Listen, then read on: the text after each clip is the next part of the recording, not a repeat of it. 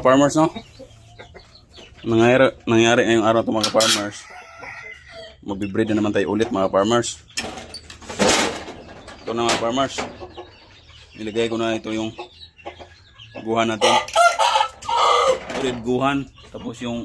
Uy, bakit ka nandyan? Uy. Ito yung ano natin. Pulit. Hen. Guhan din, no? Guhan din kasi.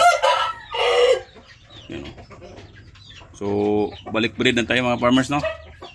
Siguro bukas mga farmers. Sunday, paliguan natin to mga farmers. Tapos, bilhan natin ng ano, breeder pellets. Tapos, ig 1,000. Tapos, purgahin na rin natin mga farmers, no? Yan. Yan sila mga farmers.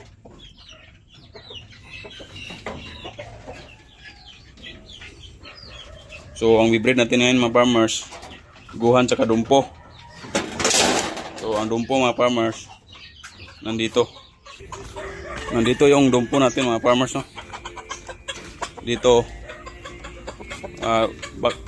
baka nagtaka kayo mga farmers, no, na bakit walang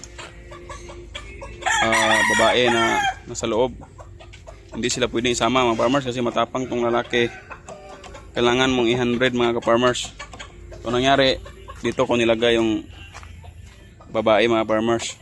Shark eye din to mga farmers, no? So paliguan to natin bukas. Sila ng 4, no? Guhan, DBC, tapos yung dumpo. Siguro yung mga babae lang kasi ano lang eh, napaliguan na natin tong stag natin yung nakarang araw. So pulit lang yung paliguan natin, no? So bibili na naman tayo ng shampoo na Zero Mites, no? Maganda yun mga farmers kasi tanggal talaga yung mga kuto, no? Mga mites. I-handbreed lang natin kaya malapit mga farmers kasi palabasin lang natin yung dumpo natin mga farmers.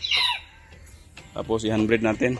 Alalayan natin kasi pag sila-sila lang mga farmers, hindi nila kaya mga farmers kasi hindi kayang pasanin ng babae yung broodcock natin, no? Sa sobrang laki mga farmers, no? Kaya kailangan ng alalay natin mga farmers.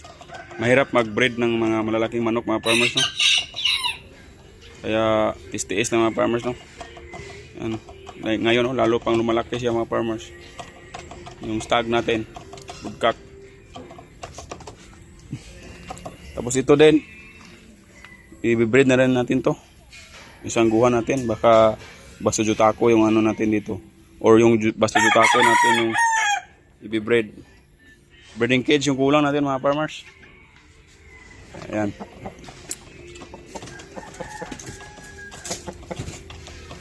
So, yun mga farmers. Yun lang muna ngayong araw mga farmers. Maraming salamat sa panood. At bago tayo magtapos mga farmers, ay shoutout natin muna si Ariel Sunga, no? Kabady ko nung nagwardya pa ako mga farmers, no? Kaibigan mga farmers, no?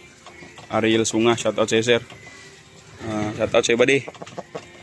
At sa kay Jordan Bana, no, na walang sawang nagsuporta sa atin, no.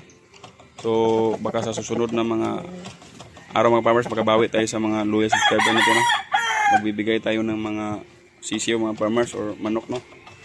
Kung pagpalain tayo na marami tayong mapalabas na sisiyo. So yun, shoutout sa mga kay Kandun Hub din di pala. Salamat sa laging pagsubaybay, no. So shout out din sa lahat, no, sa hindi pa nakapag-subscribe mga farmers, sana mag-subscribe kayo. At i-hit na rin yung notification bell mga farmers para lagi kayong updated sa ating mga susunod na video. So maraming salamat and God bless mga farmers.